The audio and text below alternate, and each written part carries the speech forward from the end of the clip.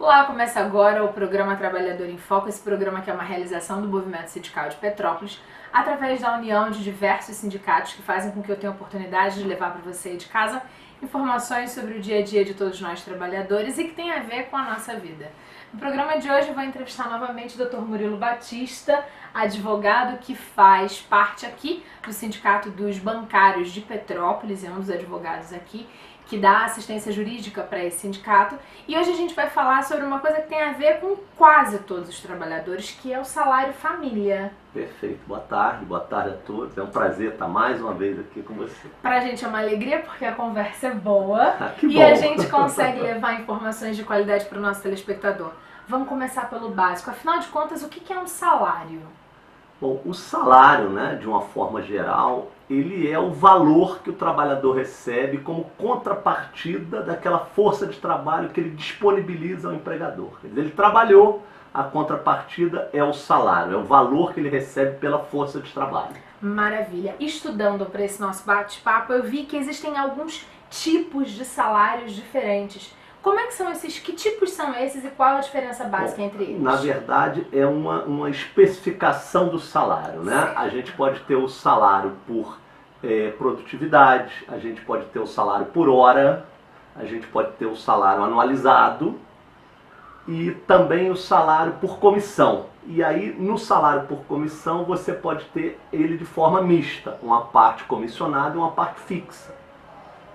No Brasil, de forma geral, qual é o que é mais utilizado? Normalmente é o salário mensal, é o mais utilizado. Algumas situações, salário por hora, em que você divide o salário por 220 horas e vai receber de acordo com as horas trabalhadas, né? E também no comércio a gente vê muito o salário por comissão. Algumas empresas com a forma mista, uma parte menor, básica, fixa e mais a comissão ajustada. Então o mais frequente é o salário mensal. Certo. Dessas coisas aí, desses tipos diferentes, existe um benefício, a gente poderia dizer que é um benefício, que é o salário família? O salário família é uma questão até previdenciária, né? Ele é instituído pela lei previdenciária. Quem arca é a própria previdência, o empregador antecipa, mas compensa no recolhimento que ele faz da previdência. E ele é um benefício para quem recebe até R$ 1.365, mais ou menos, aproximadamente esse valor, e tem filhos até 14 anos.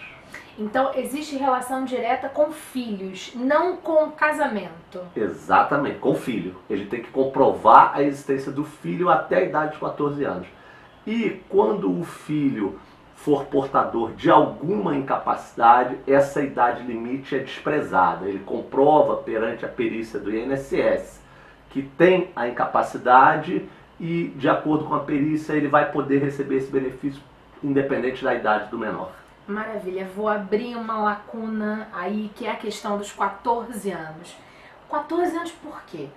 Se é com 18 que tem a maioridade, se é com 16 que vota, por que para com 14? Porque está estabelecido na lei previdenciária. Algum argumento plausível? Não, é legal. Ele É está na legal. lei. Está na lei que a idade para o benefício é até 14 anos. É o tipo de lei Petra, que não troca de jeito nenhum? Ou é um tipo de lei pensável? Não, lei ordinária que pode ser alterada.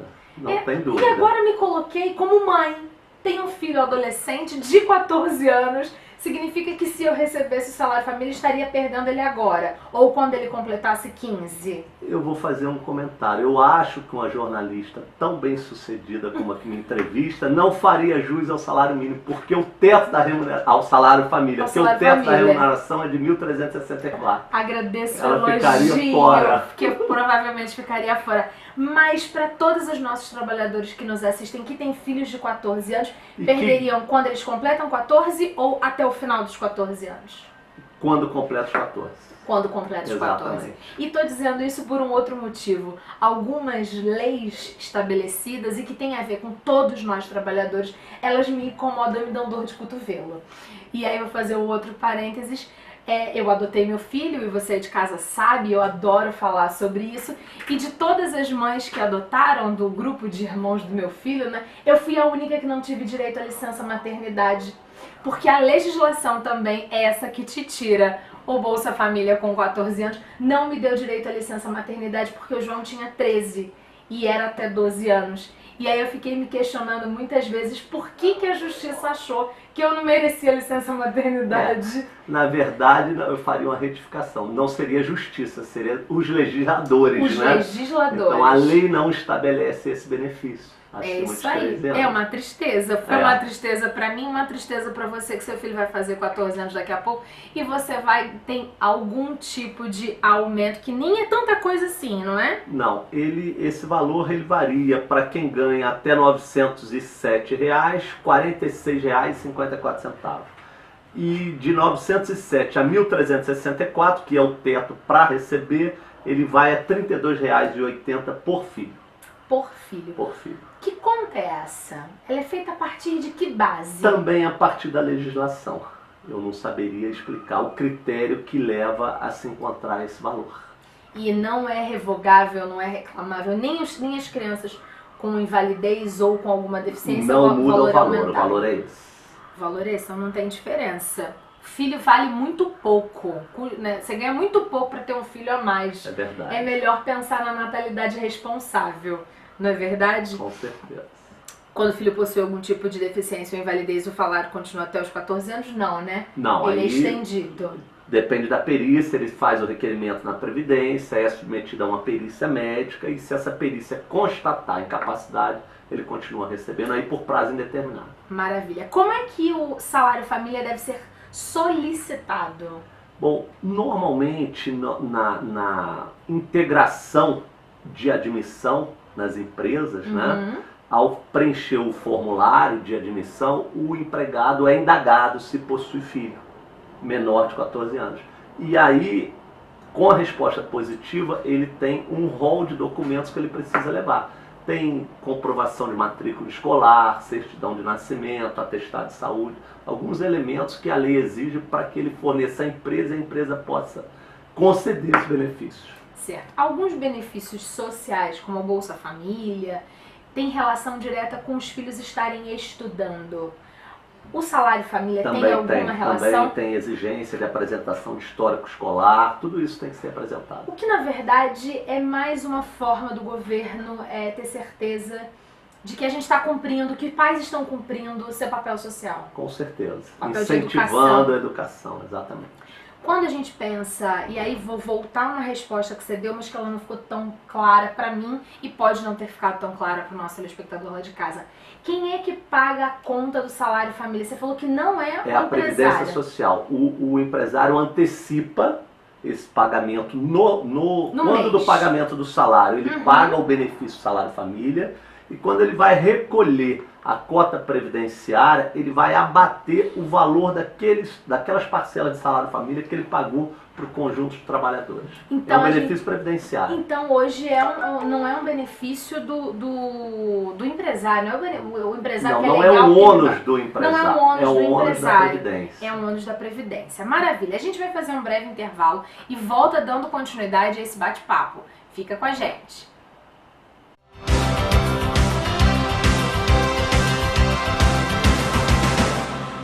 A professora Marta dava aula na escola do bairro. Quase todo mundo por aqui foi seu aluno. Já está aposentada. Merecido. A Ritinha foi aluna da Marta e estudou muito para se tornar professora. A diferença é que ela nunca vai se aposentar. Se aprovarem a reforma da Previdência do Bolsonaro, para a professora Rita receber 100% da média de todas as contribuições, ela que iniciou a carreira com 25 anos, vai ter que contribuir até os 65. Lembra como você era na escola? Junta você e mais uns 30 com a professora lá na frente aos 65 anos de idade. A ideia do governo Bolsonaro é economizar com os professores e facilitar para os bancos. Passaram a idade mínima das professoras de 50 para 60 anos e o tempo de contribuição para benefício integral de 25 para 40 anos. Enquanto isso, criam um modelo de capitalização, levando o dinheiro da Previdência Pública para os bancos privados. Dizem que a reforma vai ser igual para todo mundo, mas para os militares é bem diferente. Dizem que vão acabar com privilégios, mas tem juízes e procuradores se aposentando com mais de 40 mil por mês.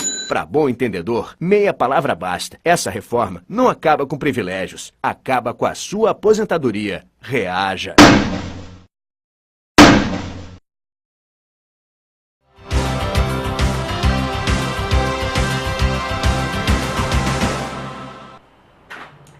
Estamos de volta com o programa Trabalhador em Foco, dando continuidade ao nosso bate-papo hoje sobre salário família, com o Dr. Murilo Batista, que é advogado e faz parte aqui da equipe do Sindicato dos Bancários de Petrópolis.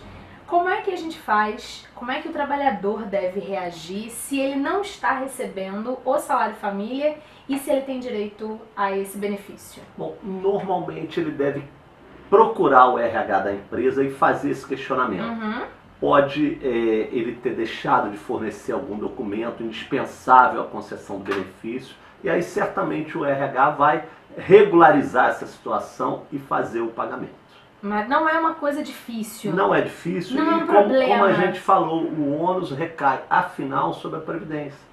Então não tem problema para o empresário. Então o empresário, de forma geral, não vai querer fugir do salário não família. Não vai fugir, é uma obrigação legal. Entendi, maravilha. Porque tem coisa que eles vão tentar fugir, não tem jeito, né? É verdade. Mas é porque gera ônus direto. Como esse não é, é uma questão de você estar aí em contato contínuo com a RH, com a pessoa que é responsável por isso, para não perder os seus direitos, até porque só até os 14 anos do filho. Em mudanças de empresa, no ato da contratação, lembrar os filhos e levar a documentação. Exatamente. Isso normalmente vem no formulário de admissão. Certo.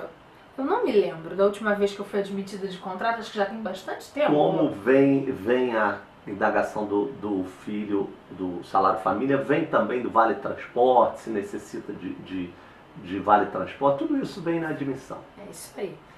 Relação entre salário mínimo e valor recebido, a gente já falou, que é aquele teto, né? O limite máximo também não é um limite alto, então o salário família é para quem ganha até R$ 1.365. Que é um salário bem baixinho, é um salário mínimo mais um pouquinho. Mais uns 30% sobre o salário mínimo. Então muita gente tem direito. Falando em quem tem direito a receber isso, o que é um trabalhador avulso? Bom, o trabalhador avulso é o que não tem vínculo empregatício, tá, com nenhuma empresa e presta serviço para uma série de empregadores, de empresas que necessitam daquela mão de obra, né? Agora, o trabalho do avulso, ele tem que ser por intermediação, através de um órgão gestor de mão de obra, como é no caso dos portuários, né? Ou através de um sindicato que faz essa gestão de mão de obra. Através desses órgãos, dessas entidades, é que se dá a prestação do serviço para o trabalhador avulso. Certo, o trabalhador avulso não pode ser um microempreendedor individual. Não, tem que que aí ser já uma virou pessoa, empresa. Exatamente, tem que ser pessoa física. Essa modalidade de trabalho também possui direito a receber salário família? Também possui direito a salário família. Como é que vira a confusão matemática de um trabalhador avulso para receber um salário família? Como vira? Não entendi. Porque assim, se ele é um trabalhador avulso, ele recebe de várias fontes pagadoras. Perfeito. Como é que vai fazer essa conta para saber se ele está nos 900 e poucos reais ou nos 1.000 e poucos reais? Aí depende do que ele ajustar pelo dia de trabalho, né? Pelo dia de trabalho. O avulso recebe quase que diariamente. Então, se ele prestou para o mesmo tomador de serviço vários dias de serviço, se aquele valor atinge, ele vai ter o salário família. Maravilha, entendido. Quando o trabalhador está recebendo auxílio-doença, aposentadoria por invalidez, ou aposentadoria por idade, ou então aposentadoria rural, ele pode requerer salário família? Não, ele não acumula o benefício. Se ele já está recebendo um benefício da Previdência, ele não vai receber esse. E se o valor for menor? Porque essa é sempre uma questão.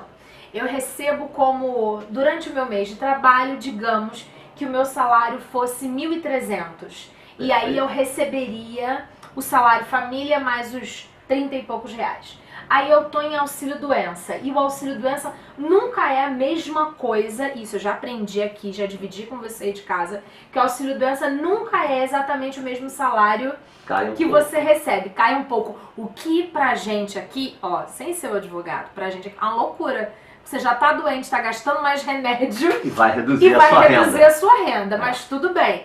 Tá lá na lei e a gente não tem muito o que fazer. Isso. Agora me explica. Se eu tô de auxílio-doença, estou ganhando menos, você não vai receber o salário família. Esse argumento ele é inteligente, mas ele não é legal. Ele é moral, mas é legal.